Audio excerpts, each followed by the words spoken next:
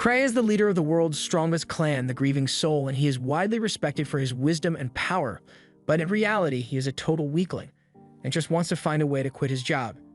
We see Cray standing in line at a treasure hunter clan meeting, and he looks like he really doesn't want to be here, but he's got no choice.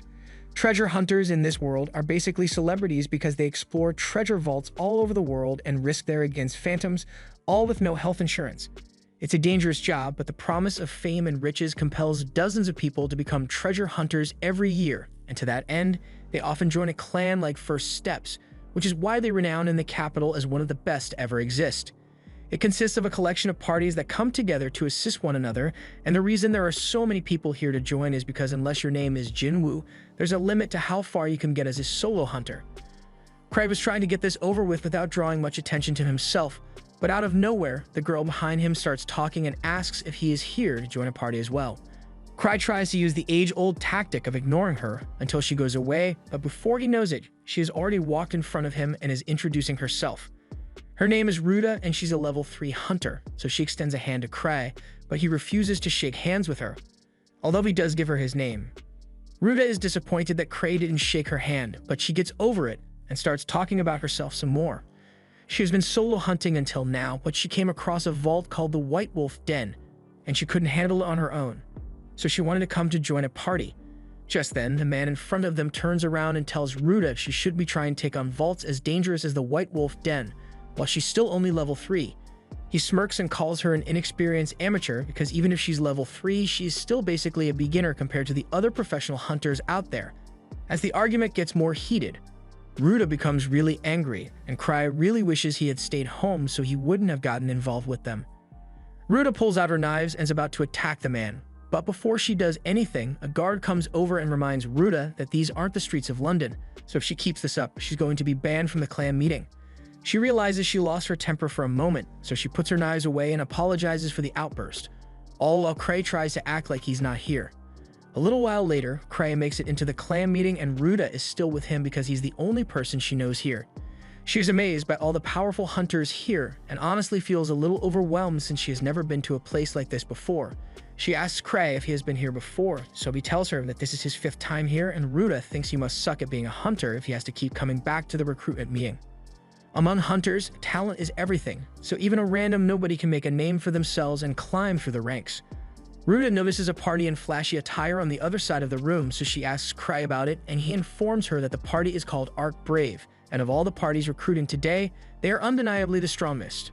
As a group, they once managed to complete a level 7 vault with just 6 members, so they are widely respected. And if you get scouted by their leader, Arc Roden, you're pretty much guaranteed to have a good hunter career, although he is pretty picky with his selection criteria. Ruta is intrigued to learn more, so she asks about the empty desk over in the corner of the room, but before Cray can say anything, the guy from before comes over and tells her he will explain everything. Ruta doesn't really want his help after the argument they had outside, but Greg goes on to explain anyway, and tells her that the desk belongs to the party that founded this clan, the Grievers. The party was a group of talented youngsters who arrived in the capital a few years ago and made a name for themselves as the Grieving Souls, but what the others don't know is that the legendary party consists of Cray's childhood friends. Apparently, there were rumors floating around that the Grieving Soul party would be recruiting today, but since their spot is empty, Greg assumes the rumors were false. Just then, a kid who came here hoping to apply to the Grieving Souls party noticed that they aren't here yet, so he becomes irate because he believes he's going to become the strongest hunter in the world someday, so the only party worth joining is the Grieving Souls. Greg finds the kid amusing, but Ruta doesn't have the guts to say anything since the kid actually has a higher level than her. Just then, a girl named Tino steps up and is prepared to shut the red-haired kid up with violence because she's the only one who deserves to join the Grieving Souls party. Her partner tries calming her down since this isn't worth causing a scene, even if the red-haired guy was being really annoying. For a second, it looked like they had calmed down enough to avoid a fight, but then Greg joins in with his first-class instigation, and all of a sudden, the entire room is supporting the fight. All gloves are off now, so Tino and the kid square up to face each other. Cray can tell things are going to get hectic real soon, and he doesn't want to be around when that happens, so he asks Ruta to come outside with him. As the fight is about to start, Tino already intends to kill the kid over what was essentially bragging, and she'll just call Saul later to handle the murder charges. Or at least that was the plan until she sensed a familiar presence nearby, and the second she spots Cray, she forgets all about the fight and charges straight for him. Cray is caught off guard by the sudden attack, so he stumbles backwards and Tino nervously turns, calling him master and asking if he saw her lose her temper over there. Ark then comes over as well and greets Cray, since he has been waiting for his arrival. They wouldn't have been able to start the clan meeting until Cray arrived anyway, since he is both the clan master and the leader of Grieving Souls. Everyone who didn't already recognize him is shocked to hear this because that means Cray must be the most important person here. However, all the attention he's getting is making him feel sick, so he really just wants to go home. Several years ago, when Cray and his childhood friends first arrived in the capital, they were clearing all the beginner vaults in record time, but there was just one problem. Cray had no idea what he was doing. He got saved from a monster, and his teammates thought he was intentionally lowering his guard so he could act as bait, and he goes with it, but he was totally about to get chomped. They all shared the same dream to become exceptional hunters, but unlike the other five, Cray was exceptionally ordinary. He knew that sooner or later he would become nothing but a burden to the party, and he didn't want his friends to resent him for his weakness, so he made the decision to leave the party on his own. However, when he tried to quit, it somehow ended up with him being appointed as the leader of the party. That's how he got to his current position as the leader of his truly gifted childhood friends, but he really wishes he could just retire from being a hunter. Ruda and Greg still can't believe they were talking to the clan master the entire time, and while Cray is in his chair, Ark comes over and asks if Cray showed up late because he wanted to observe the crowd as one of the common folk. Cray denies this and says he just overslept, but Ark isn't listening and firmly believes that Cray showed up late on purpose.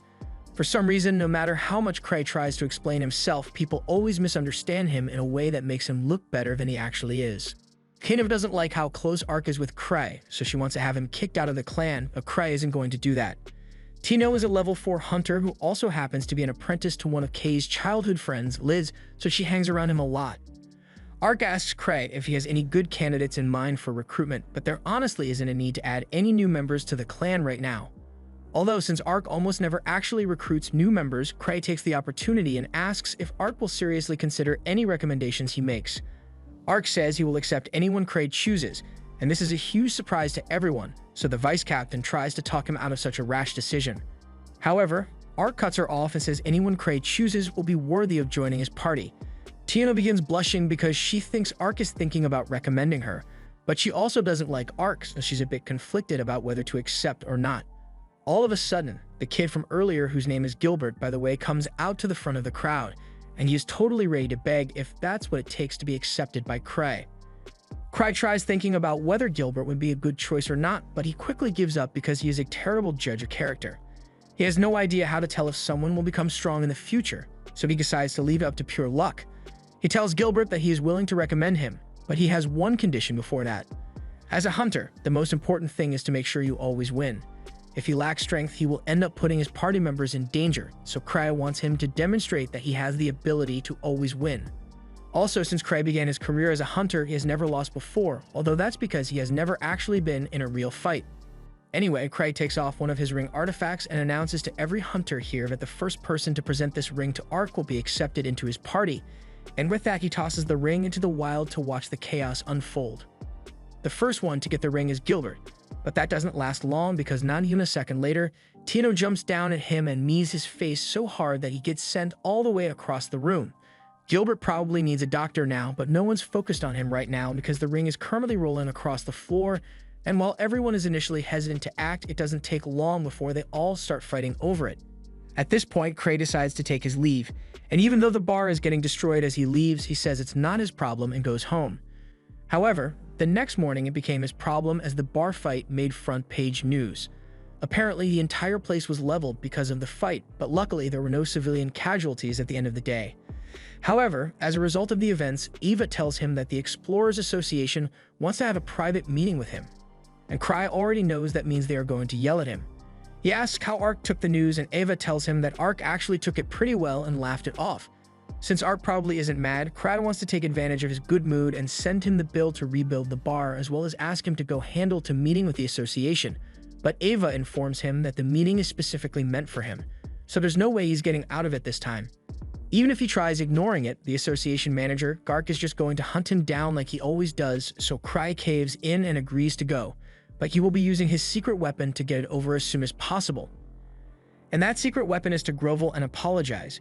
He also argues that the only damage was to the bar, and since no one was hurt, and the bar owner has been compensated to cover the repairs of the bar, there shouldn't be any further issues. Gark hasn't even gotten a chance to yell at Cry yet, but after seeing Cry apologize, he just lets it go for now. However, even if there aren't any official complaints against him, he still needs to take responsibility for his actions, which is why Gark is assigning him a quest, and he has no right to refuse. The association gets all kinds of quests for hunters, but with such a large volume, there are bound to be quests that are so difficult or pay so little that no one wants to do them. These quests are what the hunters call chores, and Cray really doesn't want to have to deal with one of those, so he tries putting on an act and saying he is too important to be stuck with a chore. However, Gark isn't letting him get out of this, so he's forced to pick one. Cry opens the quest book and starts looking through it for the easiest quest, and of everything available, the lowest level is 3, so he picks that one. He was planning on just dumping the work on Ark, but when he goes to look for him, he's informed by Tino that Ark is currently away on a meeting with some nobles. He's going to be gone for a while and no one else is here, so he doesn't have many options to ditch his work. Just then, he notices that Tino is wearing his ring, meaning she was the one who won his little game yesterday, but that aside, he asks her if she is free at the moment. Tino is excited because she thinks he wants to ask her out on a date, but to her dismay, he tells her he has a quest for her. She immediately runs away, but even though she's fast, Cry has his ways of catching up to her. He summons his chained dog, Silver, and instructs it to capture Tino, and before long, Cry has her tied up in a chair so he can discuss the quest with her. She feels betrayed because she just wanted to go on a date with Cray, but now he's forcing her to go on this crappy quest all by herself. Cry asks if the problem is that she doesn't want to do it alone, and Tino responds that she wouldn't be opposed to the idea if Cry would join her. However, that would mean Cry would have to do actual work, so he instead opts to send Tino on the mission with a bunch of the hunters he met yesterday. 6 years ago, when Cray's party first arrived at the capital, they were about to walk into the association to officially register as hunters, but Cray started having second thoughts as soon as they got to the door. Luke told him to stop worrying about it so much since he was the one who suggested that they should aim to become the best in the capital. But Cray isn't worried about his friend's strength. He is worried because he knows he will only drive them down. Luke told him to stop saying such silly things and took it upon himself to open the doors of the association and declare that he is the strongest swordsman in the world, followed by Liz, who declared that she was the strongest thief in the world. There's no turning back after such a grandiose entrance, so Cry walks up to the reception desk to register his party, but he wants to make them regret selecting him as their leader, so when he's asked to pick a name for his party, he decides to pick something edgy and calls the party Grieving Soul for no reason. The others in the party thought the name was too dark and gloomy, but when Cray tries to use his bad naming sense as an excuse to quit being the leader, they all change their tune and say they love the name. Back to the present, Cry calls a meeting with all the people he wants to offload his work onto, and Greg still can't believe Cry is really the guild master of the Grievers. As hard as it may be to believe, Cry confirms his position, meaning he is also the infamous 1,000 Tricks that everyone has heard about. In the association, when a hunter achieves a certain level of accomplishment and prestige, they are given special names and basically become celebrities. Cry ended up being with 1,000 Tricks as his second name, but Gilbert refuses to believe that Cry is telling the truth because 1,000 Tricks is meant to be the strongest person in the capital, and Cry looks like he never even trains. Tino immediately begins defending Cry and says Gilbert is the one who is too weak to comprehend Cray's power, although Cry has no idea what power she's talking about because he is only called the strongest thanks to his friends constantly giving him undue praise. That aside, Cry asks if Gilbert and the others want to accept the job, but Gilbert refuses to accept a request from Cray because he still doesn't believe that Cray is the strongest in the city. Greg tries to stop Gilbert from talking because who knows what could happen if the strongest person in the capital gets angry, but Gilbert doesn't care and shoves his fingers up Greg's nose. Since Gilbert seems like he doesn't want to take part, Cry simply gives up on trying to convince him and moves on to Greg. Greg is more than happy to accept Cray's request, so the only one left is Ruda. Since the quest is going to be in a wolf den, Cray thought this would be perfect for her since she was already trying to clear it. Ruda isn't exactly thrilled with her teammate selection, but she says she will go along with it. Cry is pleased to hear that, so he tells Tino that if she needs more help, she can ask someone else from the clan to go with her. Tino pleads with Cry to join the team as well, but he immediately refuses. Now that he has settled the matter of Tino's party, Cry turns around to leave, but Gilbert doesn't like the fact that Cry is ignoring him, so he decides to challenge Cry to a duel, and if he loses, he will join the team. Cry hates it when people challenge him, so he comes up with a simple solution and agrees to the duel, but under the condition that Tino will fight in his place. Tino is fine with the arrangement because she is majorly pissed at Gilbert for daring to insult and question her master, but she also uses the opportunity to show Cry just how flexible she can be with superb camera angles. Gilbert may have gotten his face caved in by Tino yesterday, but he says he was just caught off guard and that he won't be losing to her a second time. And once he has beaten Tino, he will come for Cry next. Cry is starting to get annoyed and has no intention of fighting for any reason today, but since Gilbert seems so confident, Cry informs him that Tino is level 4 just like him. Tino adds to this by saying there's no way she could ever lose to someone like him, and to assert her dominance, she drops her weapons on the ground. Ruda and Greg are starting to get worried because even if Tino is stronger, fighting without weapons would put her at a serious disadvantage. Under normal circumstances, Tino would win this fight because even though both of them are on the same level, Tino gained all her levels on solo missions, and she has a lot of experience fighting humans, so she should be able to win even without her weapon. But Gilbert possessed the Purgatorial Flame Sword, and that is enough of a wild card to tip the scales in his favor if he uses it right. Or it would have been if he hadn't thrown his sword down and decided to fight barehanded as well. That was without a doubt a dumb move, but Gilbert refuses to be looked down on, so he wants to fight on equal terms as Tino. Tino now knows for sure that she can win, so she says she wants to go get ice cream with Cry after she has beaten Gilbert up, and as the match starts, she charges in and strikes at Gilbert's face. He manages to dodge the first strike, but he still gets hit with a kick to the face that sends him flying just like last time. It looks like the fight is already over, but to his credit, Gilbert gets back up and charges back in to continue fighting. He doesn't do much and gets caught in a chokehold immediately, but at least he's got spirit. Though he had to strain himself to do so, Gilbert is eventually able to break free from Tino's hold. However, he immediately gets knocked to the ground by a chop to the back of the head. He's definitely not getting back up this time, so Tino begins celebrating and thanks Cray for helping her become so strong, although Cray never actually did anything to train her. Greg and Ruda are left in utter disbelief at the fact that Tino is so strong and Gilbert can't face the reality that there's someone stronger than him. Ever since the day he first picked up a sword, Gilbert knew that he was destined to become a hunter.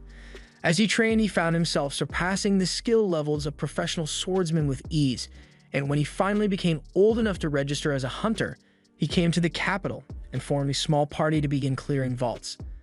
Up till now, he had never tasted defeat, but even though she doesn't like him, Tino can appreciate that Gilbert is a strong swordsman, so she encourages him to pick up his sword if he wants to keep fighting. Gilbert refuses because of his pride, and Tino is disappointed because foolish pride like that will only end up getting you killed. As much as Gilbert hates to admit, Tino is right, and if this had been a real fight, he would have been killed several times over by now. He has to face the reality that he isn't as strong as he thought he was, but just then, Cry calls over to him and guesses that Gilbert must have quit his former party because of a difference in strength. Gilbert is shocked because Cry is totally right, and Cry explains that a similar issue arose in his party, although he didn't leave because of it even if he may have wanted to. Gilbert misunderstands this to mean that Cry greatly outclasses all of his teammates in Grieving Soul, the strongest party in the capital, and that gives him a whole new perspective on what it means to be the strongest. Cry then notices Gilbert's sword and gives it a light tap to see what it can do. Flames begin pouring out of it at Cray's command, and Gilbert is astonished because in all the time he has possessed the sword, he has never managed to draw out flames as large as Cray, much less control it to this extent. And Cray didn't even have to grab the sword by the handle to do it. In this world, mana material is a coarse substance, and while it is everywhere, it can't be seen with the naked eye. However, within treasure vaults, mana material is condensed into all sorts of physical forms, although there is still a lot about it that isn't understood. The White Wolf's Den is one of these treasure vaults, and it is said that wolf phantoms soaked in blood spawn within it, so Cray is glad he sent the others and didn't have to go down there himself. Ava asks him if he's sure it was a good idea to send inexperienced hunters into the wolf's den, but he believes it should be fine since the den is only level 3, and the 4 of them are pretty skilled. Also, he wants to thank Ava for the information she gave him on Gilbert because it was really funny to see his reaction when Cry randomly guessed a bunch of stuff about his past. She's glad she could be of service, but she also heard about the way Cry used Gilbert's relic so effortlessly, and she wants to know how he did it. Cry explains that the relic was a straightforward one, the kind Cray is able to control immediately. Even Gilbert, as inexperienced as he is, was able to use it without much training, so Cray doesn't think what he did was all that impressive. Still, there's nothing Cray loves more than collecting relics, so he is seriously considering asking Gilbert to sell him the sword, But Ava immediately shuts that down because Cry keeps spending a ton of his budget on relic collecting. Its collection is already massive, so she doesn't understand why he would even want another one in the first place. Cry explains that each relic is unique in its own way, so even if he has over 20 relic rings alone, he could always use more. Ava realizes she isn't getting through to him, but even if he does have a considerable income, she can't have him blowing it all on relics. All the profits of the Grieving Soul Party are split evenly among members regardless of contributions, so despite the fact that Cray barely ever does anything, he still gets a fat paycheck at the end of the month. Cry doesn't want to give up his relic collecting though, so when he notices that one of his relics needs to be charged, he uses it as an excuse to leave the conversation. He goes to a member of the association and asks for a little help charging his relic up with magic, and they are happy to help since Cray is always doing so much for them. While Cray's relic is being charged, the guy tells Cray about a rogue phantom that appeared on the road up north and destroyed a caravan. There were 3 level 3 hunters guarding the caravan, so the phantom must be a strong one, and the Third Order Knights are now recruiting for an extermination party.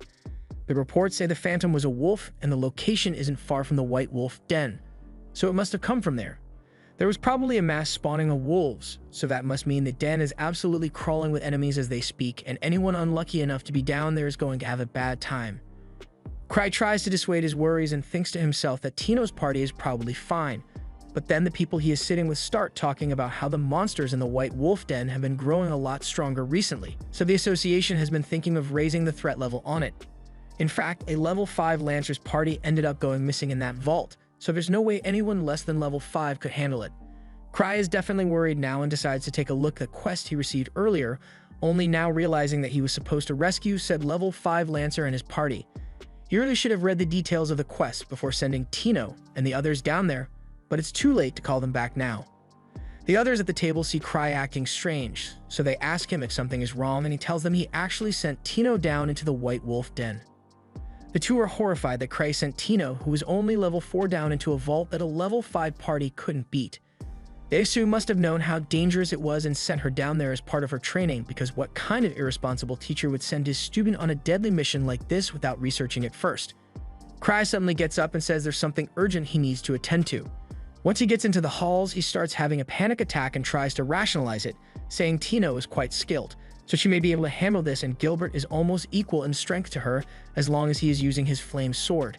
However, Cry remembers that he used up all the power in the sword back when he was doing his demonstration, so if Gilbert didn't recharge it afterwards, that sword is basically useless.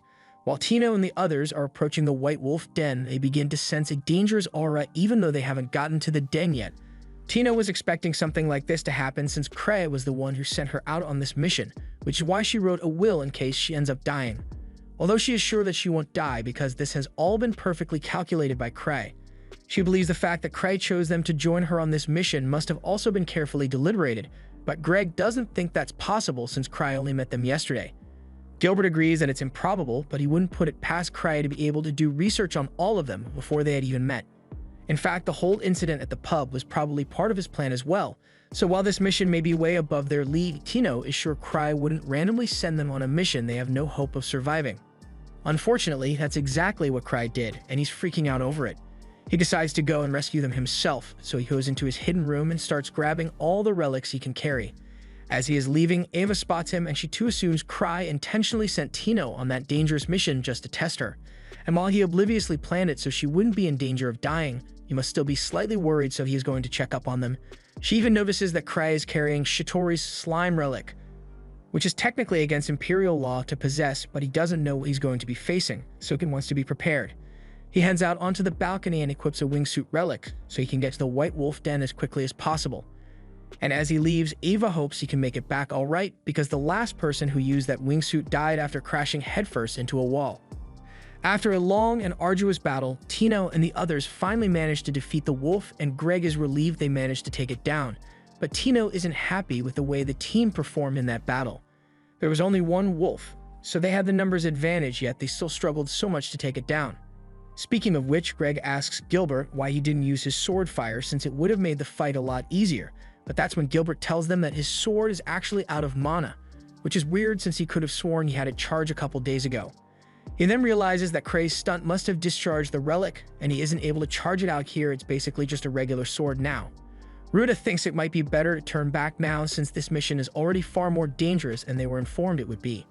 In fact, under these circumstances, Greg is pretty sure that the people they are supposed to be rescuing would have died by now, so there would be no point in continuing. However, Tino speaks up and tells everyone that they are going to stick to the plan no matter what.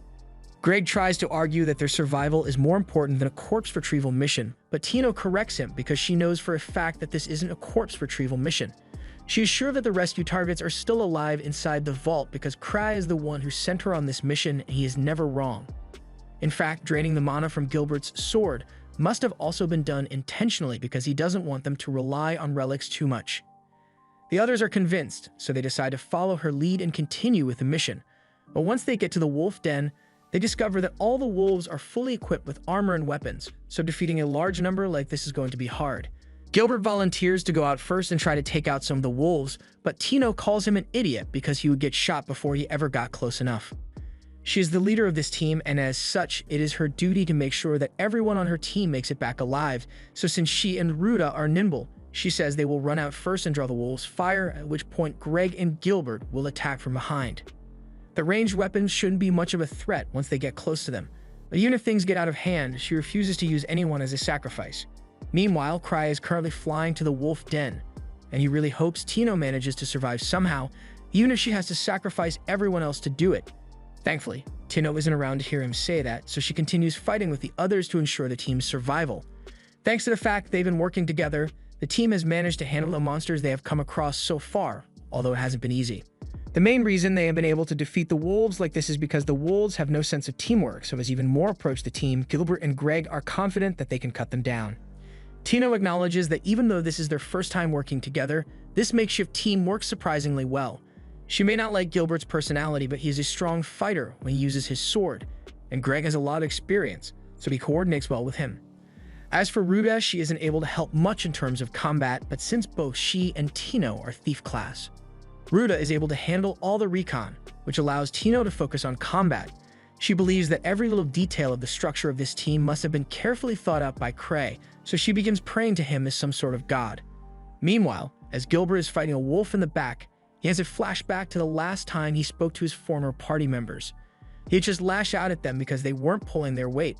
His teammates apologized and said they just couldn't keep up with him, so he decided to quit and go off on his own. Deep down, he knew his former teammates were trying their best, but the gap in strength between him and them just kept growing, so he could no longer stay with them. After that, he exclusively hunted solo, but now he knows how good it can feel to work side by side with someone. Gilbert and Greg manage to take down the last wolf in this section, so the team moves on until they come across a wide open area. They are about to head in, but all of a sudden, Tino tells everyone to wait because she can sense something else in the room. The others ask if it might be the hunters that they are meant to be rescuing, but from what Tino can tell, the vault boss is up ahead. Greg thinks fighting the boss is too big of a risk to take, so he suggests that they all run away for now, but Tino points out that they've managed to make it this far already without suffering any injuries, so a single vault boss shouldn't be too hard to beat. She tells Greg that he could stand to be a little more courageous because playing it safe all the time won't help him grow. Greg admits that he had grown complacent with his level of strength, because it's possible to make a decent living as a level 4 hunter. Before he even realized it, he had begun to run away at the slightest sign of a challenge, and his cowardly inclination was no doubt caused by witnessing all his friends die due to foolish bravery. No one would fault Greg for living the safe and easy hunter life, but the fact that he approached the First Steps clan is proof that Greg wants to continue to grow, and Cray must have realized that, which is why he put him on this team. Greg doesn't believe Cray could have put this much thought into placing him on the team, but what other explanation could there be? Because there's no way Cray randomly chose him because he was nearby at the time. Ruta asks if there's some special reason Cray had for choosing her as well, but the only remarkable thing Tino can say about Ruta is that she has big milkers. Meanwhile, Cray is flying around the forest near the wolf den, and he was hoping Tino and the others would flee from the vault once they realized it was a lot more dangerous than expected, but unfortunately, he hasn't been able to spot them yet, so he has to go check the den now. And there are no brakes on the wingsuit, so he ends up crashing his way through the wolf den's tunnels. Meanwhile, Tino and the others have just come across the dungeon boss, and it's a lot bigger than what they were expecting. As the boss makes the first move, the team is forced to split up and start running around the room to evade it. But even without directly engaging with it, they can tell that this thing is insanely strong, so even Tino is starting to question if they can handle it. Just then, she spots a weak point on the wolf's head, and she reminds herself that there's no way Cray would send her on a mission that he didn't think she could complete, so she can't let herself give up. She yells over to Gilbert and asks him to block one of the wolf's attacks for her, after which she'll handle the rest. Gilbert agrees, so as the wolf closes in on them, he charges forward to draw its attention, so as the wolf strikes at him, he blocks the attack with his sword. And while he thinks the wolf is totally defenseless, Greg rushes in to slash its legs, but unfortunately, he gets smacked away like a bug. The others seem to be doing pretty well though, since they can move around a lot quicker than he can. A few seconds later, Greg gets back up and tries to rejoin the fight, but the very next second, his sword gets slashed in half and the wolf tries to land a killing blow on him. Luckily, Ruda was able to get him out of the way in time, so the wolf missed him. And while the wolf's axe is stuck in the ground, Tino runs on top of it to get close to its head. The wolf attempts to stop her by clawing her leg, but Tino powers through the pain and stabs the wolf straight in the back of the neck. With that, the wolf monster has finally been defeated, so when Tino lands back on the ground, Ruda goes over to check on her since she was badly injured. Tino says she'll be alright because she has a healing potion on her, so she's able to mostly recover from the wound. Meanwhile, Greg is a little upset that his sword was broken, but he's still alive, so it isn't all bad. Now that they've successfully defeated the vault boss, the group thinks all they need to do is find the missing hunters and get back to town, so Tino hands Greg her sword to use in the meantime. But all of a sudden, a giant arrow is shot straight at Tino's chest, and although she managed to dodge it, the boss battle isn't over as 4 more bosses walk in with new loadouts. It took a lot of effort just to defeat one of them, so Tino isn't sure what they should do against 4 and suggests that they all run into that narrow cave over there to create some separation from the wolves. That was a solid plan, but the wolves catch on to the plan as well, so one of them jumps in front of said cave and completely blocks off the entrance. Now there really aren't any other options, so Greg and Gilbert look at each other and make the difficult decision to stay behind and distract the wolves while Ruda and Tino escape. The 2 of them are the quickest on the team, so they have the best chance of survival in a situation like this, so the guys will buy them some time. Tino is still trying to figure out what to do, so she wonders what Cray would do in a situation like this, and all of a sudden, she remembers the ring she got from him. That gives her an idea, so she tells the others that no one will be sacrificing themselves today. She says she's going to charge at the first wolf, and when she does, she wants everyone to support her. Greg and Gilbert take the initiative and draw the wolf's attention while Ruda throws some kunai at its eye, and while it is temporarily blinded, Tino activates the shooting ring relic. With it, she's able to fire a laser beam straight into the wolf's eye, causing it to go blind in an instant. This is the perfect chance to attack, so Gilbert rushes ahead to deal the finishing blow. However, even though the wolf couldn't see, it was still able to sense him coming, so it knocked Gilbert away and into a wall. Tino runs over to check on him and Gilbert apologizes for getting himself hurt so badly, but Tino tells him he did nothing wrong because it was her plan's failure that led to this. They've run out of ideas at this point, so it looks like they really will meet their end in this vault. However, just before the wolf attacks, it gets knocked into the wall with incredible force. It turns out that Cray happened to crash land in the perfect spot, but he's so confused about what's going on that he doesn't notice when one of the wolves takes a swing at him. However, thanks to one of his many relics, he remains completely unharmed. That attack normally would have killed him, but he brought a ton of protection rings with him, so he basically has 17 lives on him. He then points at the wolf and activates all of his shooting rings at full power, sending a powerful blast at the wolf and knocking it away. Everyone is really impressed by Cray's power, but he hadn't even intended to attack in the first place. He just freaked out when he saw the wolf acted on instinct. Unfortunately, despite the powerful blast, the wolf gets back up again, although Cray had expected this since he knows the damage output of the shooting rings is pretty low. He is once again surrounded, and he's really glad he brought so many protection rings with him, but if he's going to get out of this, he's going to have to use the forbidden slime. He takes it off his necklace and inspects it a little before throwing it into the crowd of wolves and telling everyone to start running away. Tino's leg is still slightly injured from earlier, so she isn't able to run as fast as usual, so Cray runs slower to guard everyone's back. Or at least that's what everyone thinks, but it turns out Cray is actually just really slow compared to them. While running, Tino gets a flashback to the first day she met Cray, which was when his party saved her from being sold off as a slave by some street thugs.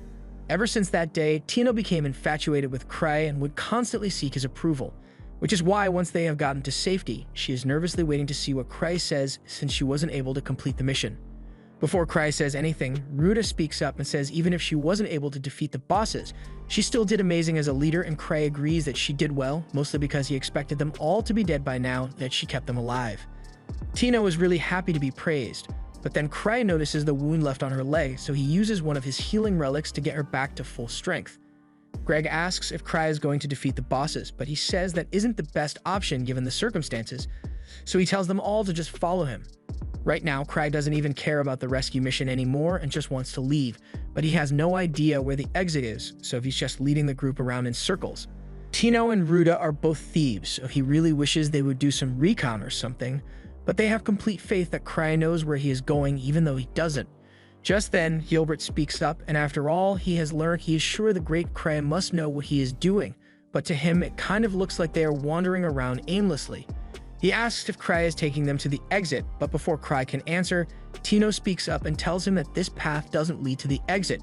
She has a rough idea of the layout of the den since she saw a map, so she knows they are heading in the opposite direction of the exit, and Cry must have his reasons for it.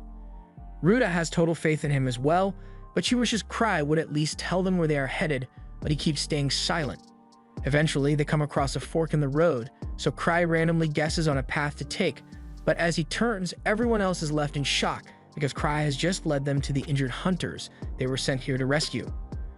Of course, Cry still has no idea what he's doing, but since everyone seems to be heading down the other path, he follows them, and when he sees them tending to the injured hunters, he is amazed that Tino noticed them because he sure as hell wouldn't have. The leader of the injured party is named Dave, and he thanks Tino for rescuing them, but Tino tells him that the one he should be thanking is Cray, because they never would have made it here without him. Cry tries telling them that he just guessed which direction to go, so he doesn't deserve any praise, but none of them believe that for a second and think he is just being modest. That aside, Ruta has given the injured hunters some potions to help them recover, but they are still losing a lot of energy since they haven't eaten in a long time. Just then, Cray thinks of the perfect solution because he just so happened to have brought a magic bag with him.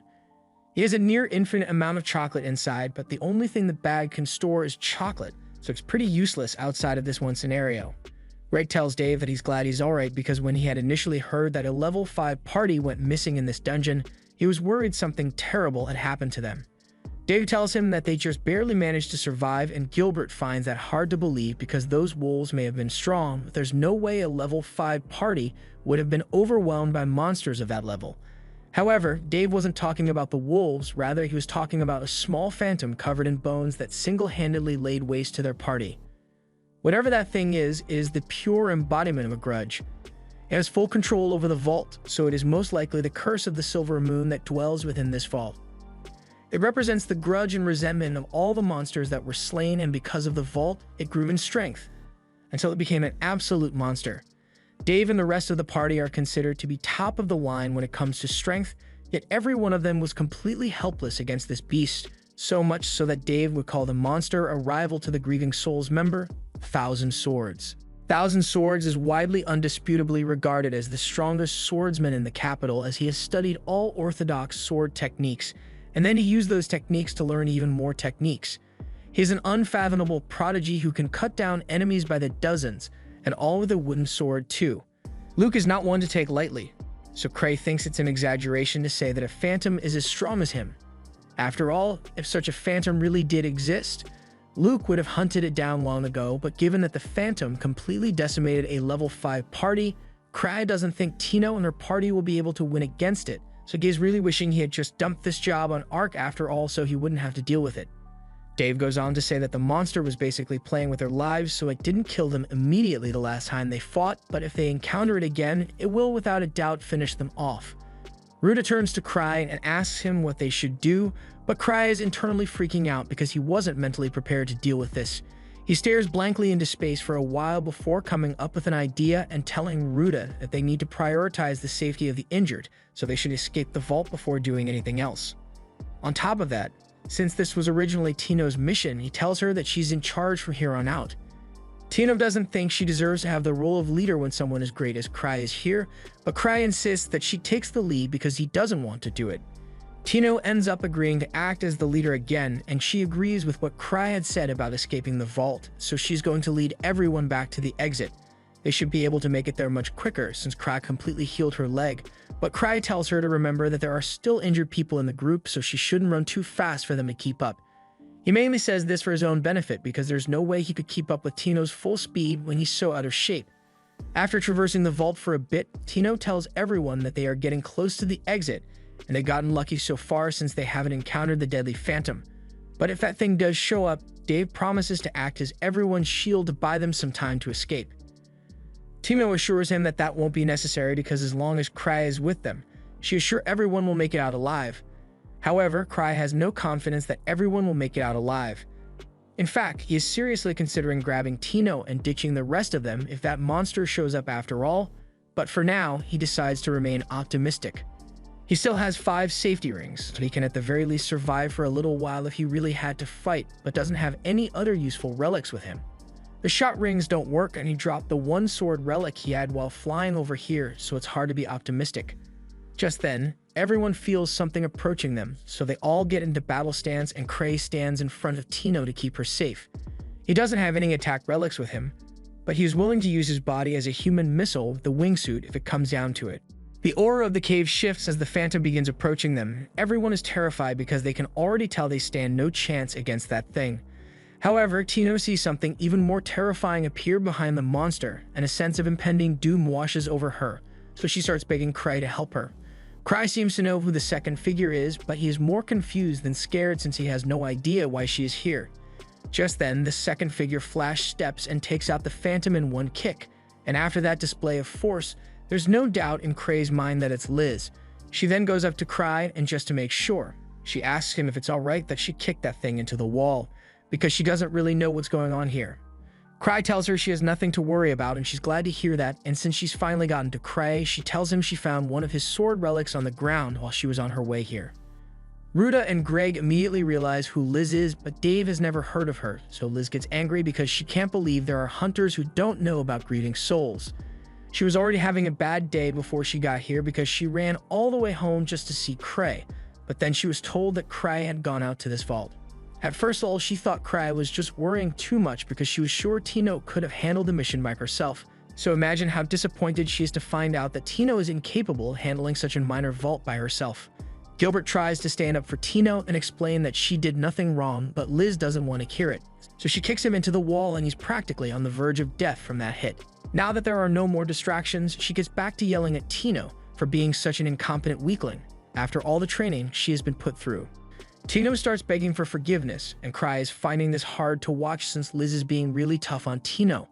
While Liz is still yelling at Tino, the phantom manages to recover from the kick it was hit with, and both Greg and Ruta have been pouring healing potions all over Gilbert to keep him from dying from the kick he was hit with. Cry doesn't want Tino to get hit with a kick as well, so he tries to calm Liz down and tells her that she shouldn't be mad at Tino. He sent her here to rescue some hunters, and she accomplished her mission, so it isn't fair to call her incompetent after how well she did.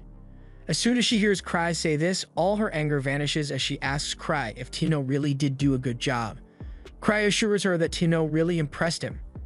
And while he is on the topic of impressive people, Cry congratulates Liz on finally learning how to hold back with her attacks. Liz is really happy to receive praise, although she still doesn't see the point of making some of her attacks weaker, but since Cry was constantly insisting on it, she learned to stop her strikes short.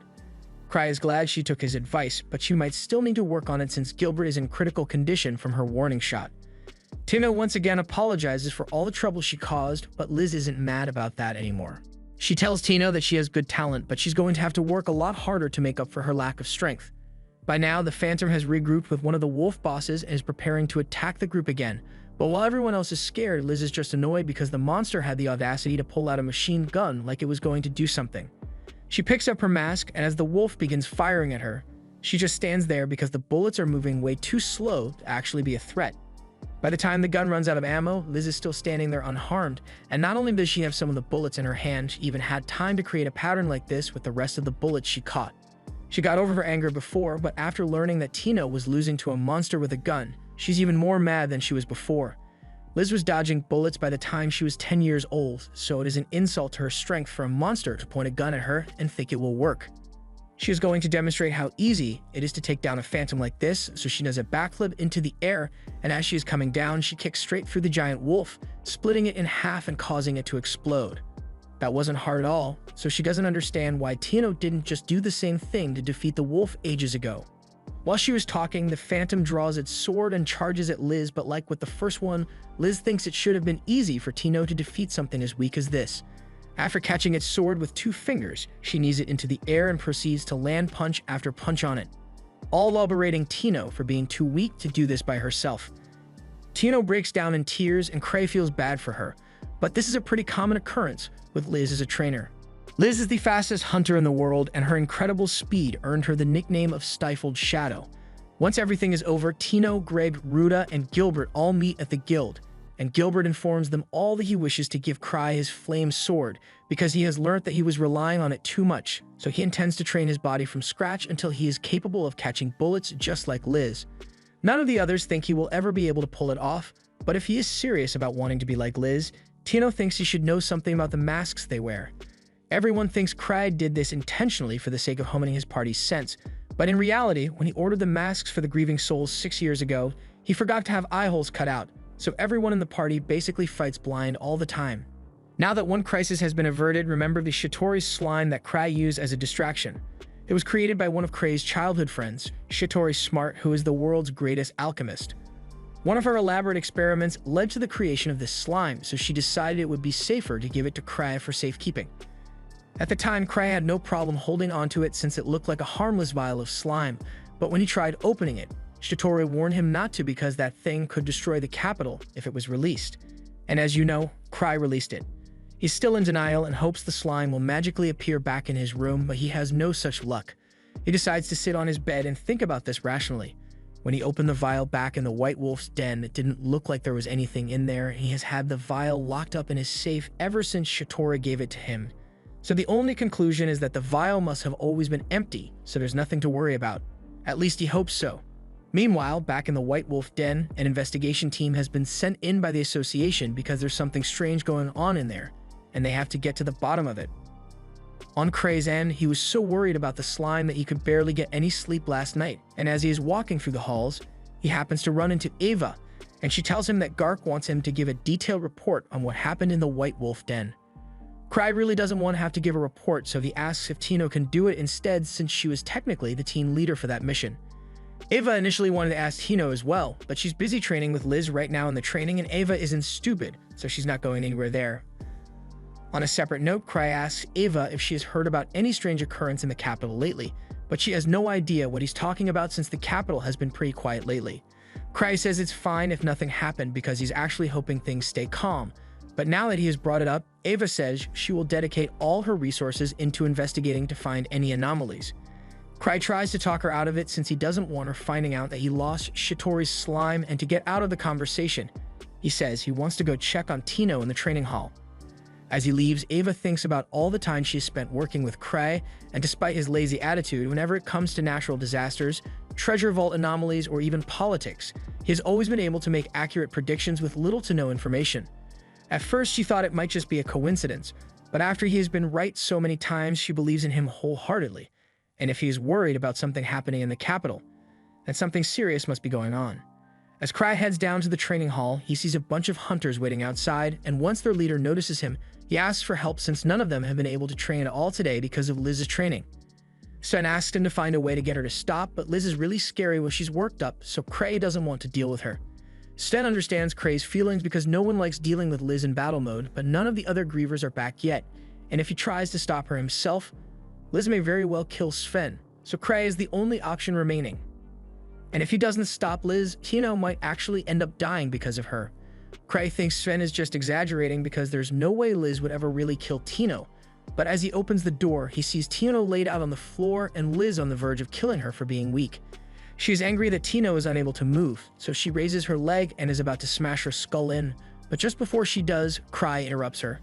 Liz is happy to see Cray, but she's kind of in the middle of something, so she asks him not to bother her.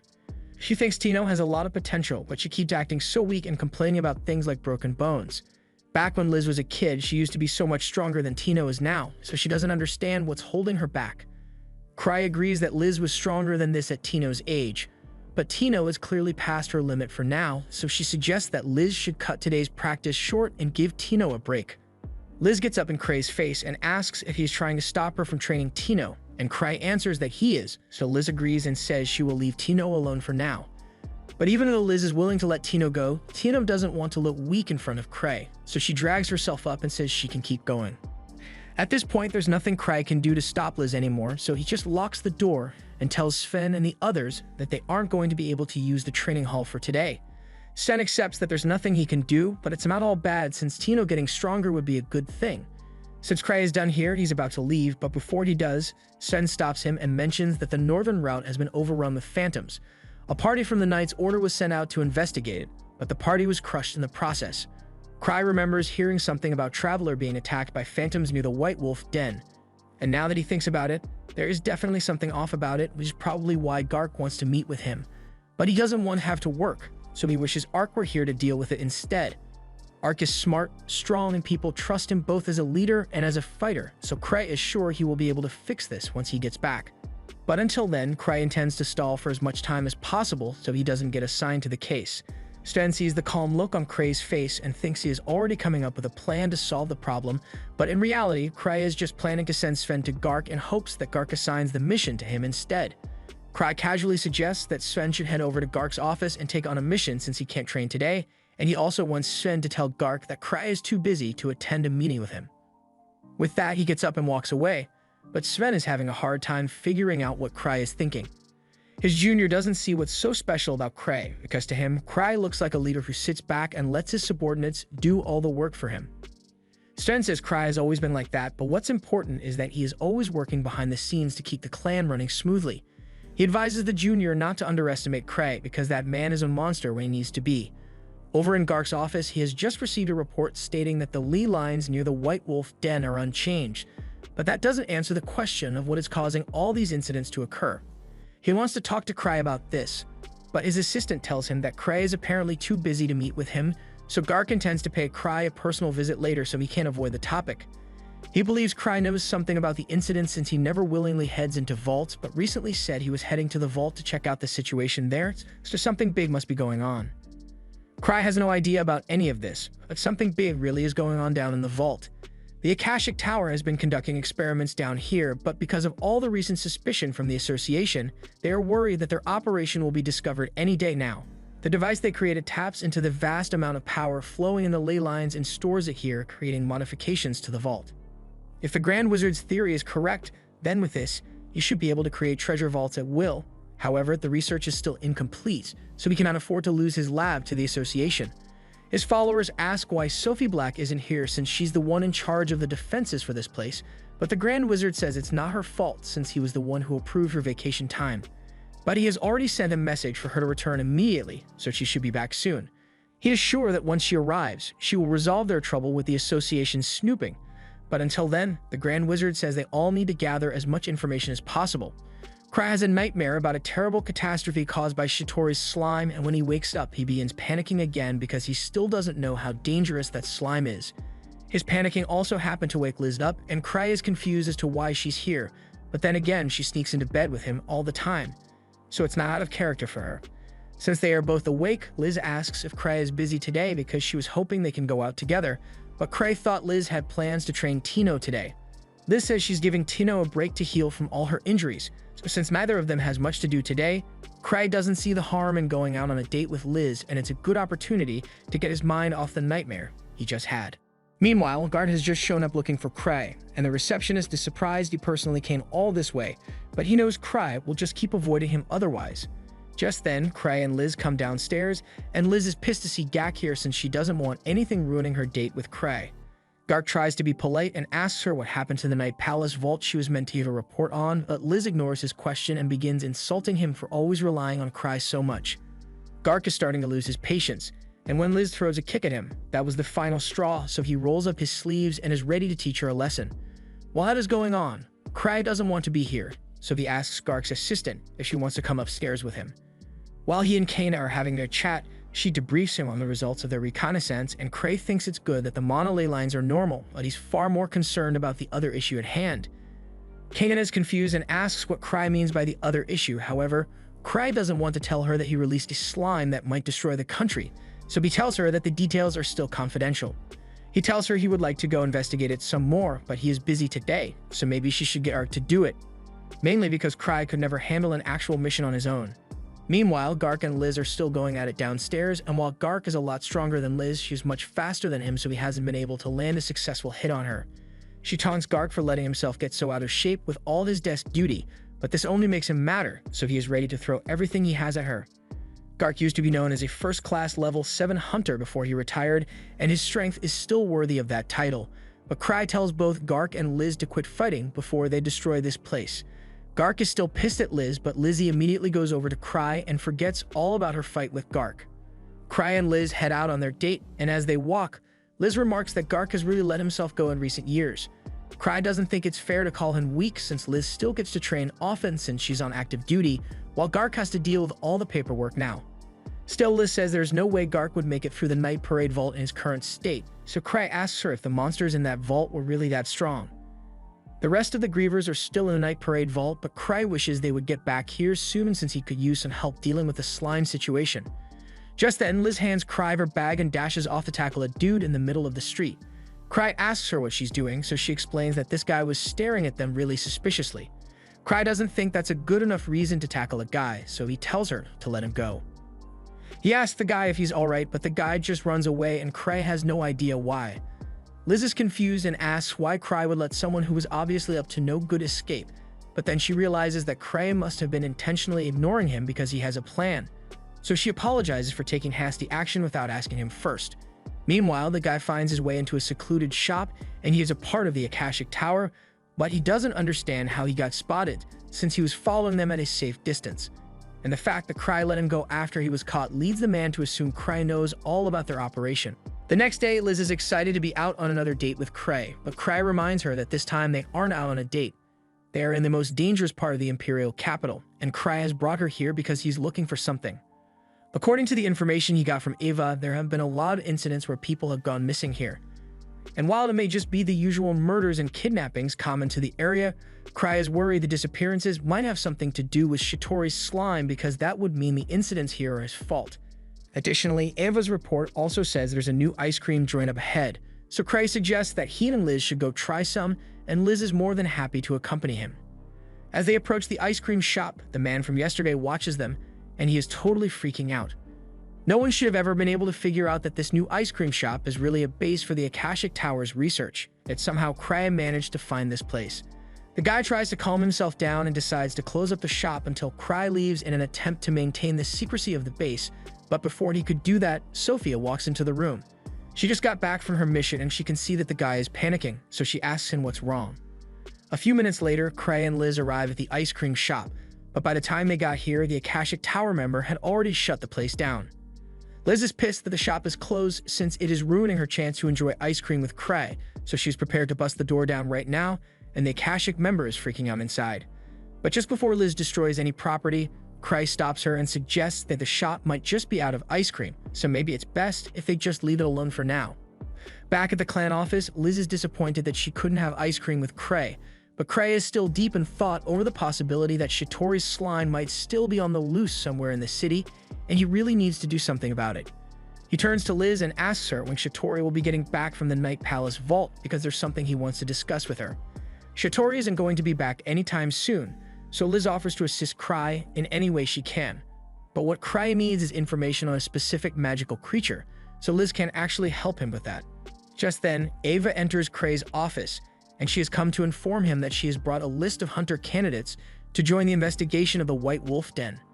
Sten and the other members of Obsidian Cross are already on site, but Ark is absent at the moment, so she needs Cray to approve the list.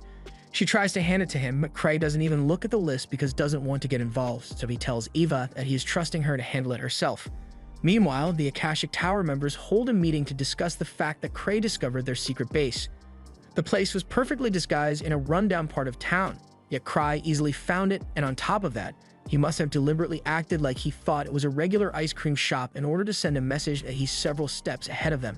Since they don't know what Cray's intentions are, everyone is panicked and unsure of how to proceed moving forward, so the leader turns to Sophia and asks her if she has any good ideas. Sophia doesn't seem as worried as the others and calmly states that they should go to war with Cray's clan. The other Akashic members are shocked and ask her if she really thinks they stand a chance against First Steps, to which Sophia responds that the Akashic Tower is the truth seeker, so no matter who they are up against, they must never back down.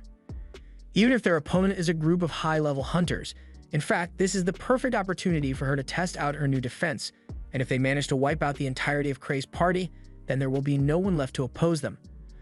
The leader finds her argument compelling, not to mention that if they have truly been discovered by Kray, then there's no way they make it out of this without putting up a fight.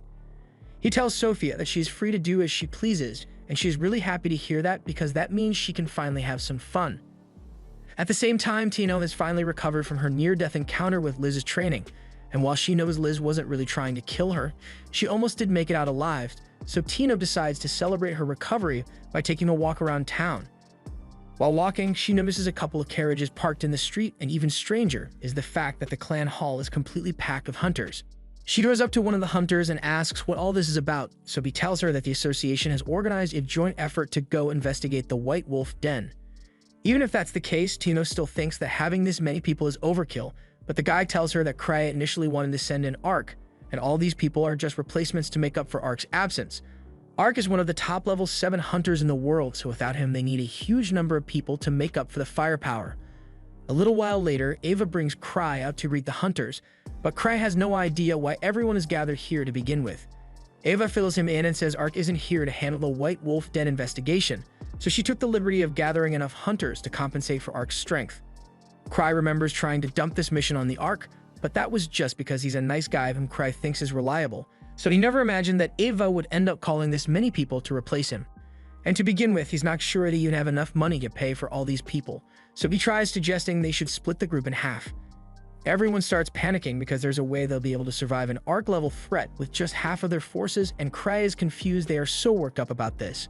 They ask him to please reconsider his decision, so Kray asks Ava if they have enough money to cover everyone's reward, and she tells him there's no need to worry about that since Gark already requested additional funding for the association. However, even if the money issue is resolved, Kray still doesn't feel comfortable sending all these people into the vault while Shitori's slime might be down there. But since he's not going to explain that to them, so he just agrees to let them go, and if anything bad happens, he will act like he wasn't involved. Just then, Liz shows up and begins mocking all of the hunters for being scared to go into the vault with a small group because if it was her, she would have just gone alone. In fact, she goes over to Kray and offers to take the mission instead, but Kray firmly tells her no. He already knows if he gives Liz the mission, she'll drag Tino along and he doesn't want Tino to go through that. Plus, Liz has never been one to work well with others, so if she were to go to the vault, she would end up causing far more harm to the other parties there. He says everyone here aside from Liz is going to handle the mission, so Ava asks if that means he's going to be joining the mission as well. The hunters overhear this, and they are all excited because if the level 8 clan master were to join them, then the mission would definitely go a lot smoother, but Kray really doesn't want to. Since everyone is insisting, he says he will join them, but he makes up an excuse about having urgent business to attend to, so he is leaving Sven in charge of the group until he joins them later. However, he has no intention of showing up until after the mission is almost over. Meanwhile, down in the White Wolf Den, Sven and the rest of Obsidian Cross have pretty underwhelmed by the difficulty of this vault. Sure, the average strength of the monsters here has increased, but it is still relatively tame, so they are not sure why they were sent here. Back at the association, everyone is getting ready to leave, and Liz is still begging Kray to let her go on the mission with him, but he remains firm on his decision. Although he knows Liz will just go there anyway if he leaves her on her own, so he says he has a separate job for her to do in the meantime, and that seems to cheer her up a bit. Before the group leaves, the temporary captain goes over to Kray and asks him if there's any advice he can give them before they head out, so Kray thinks about it for a second, and tells him that if he comes across a slime-like creature, he should treat it with extreme caution. The guy doesn't think there's any chance that the group will run into a slime down in the White Wolf Vault, but he says he will keep Kray's advice in mind. Back at the Akashic Tower's base, Magus is beside himself with rage at the fact that the association is coming after him in such large numbers. But if they intend to stand in the way of his monomaterial research, then he is going to do everything in his power to crush them. The tower members are worried because their opponents have the grieving souls on their side, but Sophia tells everyone there's nothing to worry about since her defense system was specifically made to repel attacks such as these. Besides, there are currently only 3 grieving souls in the capital: Kray, Liz, and Shitori. Liz can easily be taken care of by creating countermeasures against her physical attacks, and Kray is the strategist of the team, so he isn't able to fully utilize his skills unless his other teammates are present. The only real problem here is Shitori. Sophia has taken measures to ensure that Shitori's alchemy won't be effective against them, but Sophia has a personal grudge against Shitori, so no matter what, she's going to make sure she can crush her. She tells Magus that Shatori has been snooping around his research ever since she found his thesis, and Sophia finds that to be unforgivable, so she asks for permission to use everything that they have created up till now to stop Shatori. Magus agrees to give her permission and says that Flick and all the other members are to follow Sophia's orders no matter what, which Flick isn't happy to hear since he doesn't like Sophia, but he complies for the good of their mission. Elsewhere in the White Wolf Den, Sven's team is starting to think there was no point in coming here since they haven't found anything unusual, and they trust Sven's judgment, but it seems like Cry just randomly sent them here for no reason. Sven understands why they may think that, but he's sure Cry has a good reason for sending them here. Just then, Sven gets a message relaying the warning Cry gave about a slime and takes it very seriously, so he asks Henrik to blow the emergency whistle. All the hunters in the vault hear the whistle and immediately head outside, but when they find out that the reason the whistle was blown was because of a random slime, they are pretty pissed. They think it's ridiculous that Sven blindly believes all information that comes from Cray, but Sven has good reason for his faith in Cray. He doesn't know what danger this unknown slime may pose, so Sven thought it would be much safer to wait until reinforcements arrive before they continue with the investigation. The other hunters still thinks it's ridiculous since the slime would never appear in a vault like this, but if it's a warning from Cray, Sven is sure it is accurate. In the past, Cray randomly invited him to a flower viewing party, but he also instructed him to bring his weapons with him for no particular reason. At the time, Sven was really confused, but when the time finally came for the flower viewing party to begin, a vault manifested right where they were standing. That vault is now known as the Prism Garden, and the fact that Cray predicted that convinced Sven that Cray must be able to see into the future. So from then on, no matter how crazy Cray's instructions may be, Sven obeys every word he says. Back at Cray's office, Liz is pestering him because she really wants to know what special mission he has planned for her, but Cray's got nothing. He just made up the excuse to get her to stay here, but now he doesn't know what to say. Just then, Liz hears someone at Cray's door, and it turns out to be Shatori, who just got back to town. She wasn't supposed to return for a while, but she has a bad feeling that a powerful organization is about to make a big move, so she wants to offer her assistance. Shatori's slime was initially made to enhance the ability of a slime to adapt to its environment, but it turned into a dangerous failed experiment. Although she is sure Cry knows all about the fact that her slime escaped, but she assures him that she made it so it would never attack her or Cray, but everyone else is fair game for it. She knows it escaped, but she is still trying to figure out how it could have possibly gotten out of Cray's vault. She does a little investigation and comes to the conclusion that the slime must have learned to open the vault on its own while Cray wasn't around and snuck out through the bath drain. Cry is internally freaking out since Shatori just confirmed that the slime could very well destroy the entire capital is on the loose, but then Shatori tells him she will handle the situation with the slime, but there's something else she wanted to talk about.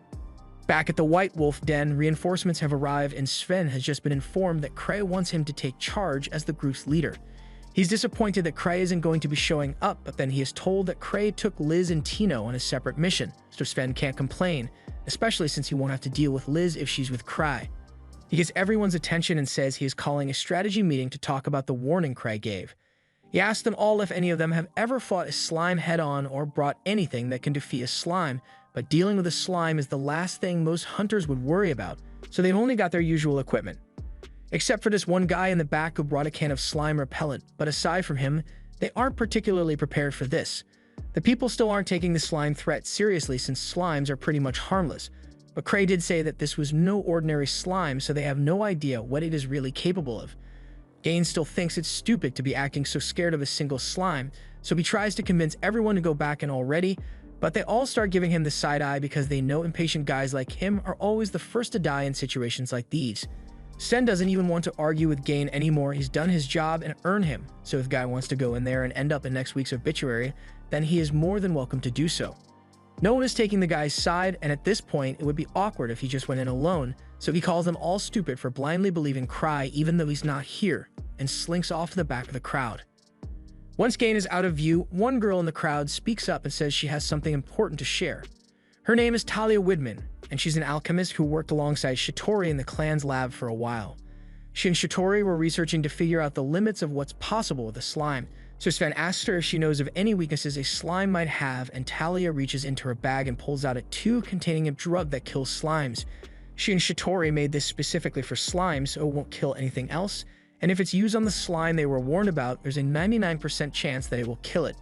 Meanwhile, down in the Akashic Tower's base, Magus and the other members are getting ready to defend their research to the death, and Sophia is sure that they will not lose this battle.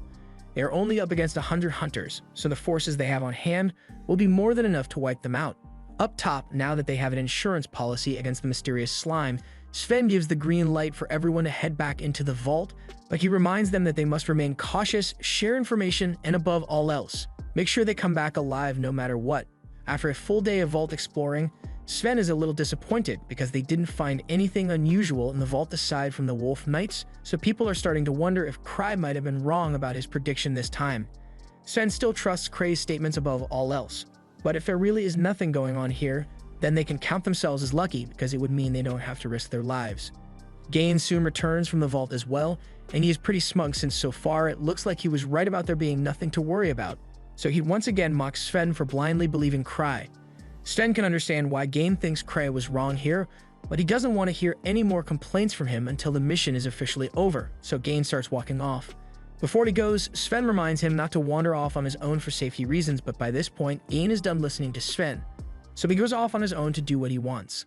Now, if you've ever seen a horror movie, you know what's going to happen next. Gain is out in the woods by himself when all of a sudden, he hears a wolf howl in the distance. He has already broken one horror movie rule by being out alone. He's going for the 100% on bad decisions, so he also decides not to call for backup with his whistle and starts heading towards the sound. As he gets closer to the point of origin, Gain finds a giant wolf knight chained to the ground and two Akashic Tower members holding a suspicious syringe. They are currently bad-mouthing Sophia and complaining that she's Magus's favorite subordinate even though she can't use magic like them. Once they are done, they decide to complete the procedure and are about to inject the wolf with the syringe, but fortunately, Gain doesn't wait for the bad guys to finish their plan and immediately attacks. With his high physical strength, he is easily able to overpower a magician who's never been to the gym, but the other magician casts fire magic and shoots it at him, so Gain is forced to block with his shield and then proceeds to knock the magician out. He may have blocked the fireball with his shield, but the heat was still pretty intense, so a good chunk of his arm suffered burn damage. The skinny magician soon gets back to his feet, so Gain goes over to him, grabs him by the collar, and punches him in the face. The magician can't believe there just happened to be a hunter in the area, so he asks if Cray was the one who told him to come here, but Gain tells him that Cray isn't here today. The second magician overhears this, and since Cray truly isn't here, he is confident that their scheme will work out as planned. Gain also forgot to keep track of the suspicious needle, so the magician uses it to inject the wolf, and all of a sudden, the wolf begins to dissolve itself, and the magicians explain that it is forcefully being demonized, so it will attack people with high mana concentrations, and right now, the person with the highest mana concentration here is Gain. As he sees the wolf transform into a slime, Gain realizes this is really bad, so he finally decides to blow his whistle, and back at camp, Sven picks up on the whistle sound even though it's really far away. He immediately orders everyone to be on high alert and leads them all to the forest where the sound came from, but they still don't know what the emergency is, so they are bracing themselves for anything that may come their way. Just then, Gain comes running out of the forest and warns them all to get ready because Cray was right about the dangerous slime, and it's on its way here right now. A few moments later, the slime wolf emerges from the forest, and it's unlike any slime Talia has seen before, but Sven tells everyone to stay calm and distract the monster since its movements are too slow to catch them. He fires an arrow at the monster's legs to try and slow it down, but it does absolutely nothing to it, and neither do any of the spells from the magic users. At the very least, it's keeping the slime wolf distracted, so Sven tells Henrik to go heal Gain's injuries. And while Henrik is healing him, Sven asks Gain what happened. Gain explains that he was out in the woods and saw two weird guys who were up to something. They injected a wolf knight with some strange glowing liquid, and then it turned into this dangerous slime. Sven tries launching a barrage of arrows at the slime, but it looks like both physical and magical attacks are ineffective against it, so they have no way of fighting it normally. But still, Sven refuses to retreat until absolutely necessary because they can't let a monster like this stay on the loose. He tells everyone to focus on dodging and drawing the thing's attention, while he runs over to Talia and asks her to give him the anti-slime drug. She tells him that upon touching the drug, the slime should instantly self-destruct, so Sven runs out to get the slime's attention, and as it jumps at him, he plants the drug vial in the ground and dodges out of the way, leading the slime to step on the drug and receive a strong dose. As the drug disperses within its body, the slime begins to bubble up, but disappointingly, it goes back to normal like nothing happened. If the drug had no effect on it, then it must not be a real slime after all, and that's when they remember that the exact words Cray said was that there may be a quote slime-like monster, so while it looks like a slime, it reacts to things very differently. Just then, Shitori shows up behind the group and tells them the reason their attacks aren't working is because the monster is protected by a magical energy. Sen wasn't expecting her to show up, so he asks why Shitori came out here, and Shitori explains that Cray is the one who sent her out here since, in his own words, things might get dangerous. There's a huge amount of magical energy swirling around the monster's body which deflects arrows and counters magic, so this thing is stronger than almost all the monsters you would find in a level 8 vault. Still, the fact that its body was dissolved means it must be converting mana material into magical energy, and since that's the case, it will try to recover the lost mana material by dissolving people with high levels of mana material, which is why it is currently attacking Shitori. With all these facts laid out, Shitori determines that this must be a failed experiment and she knows exactly how to deal with it. She reaches into her bag and pulls out a vial of anti-mana metal she carries around. She throws it at the monster and Sven fires an arrow at it, causing it to explode and destroy the monster's head. As the rest of the monster's body begins to erode, Gark shows up, but he is disappointed to learn that he missed the entire fight.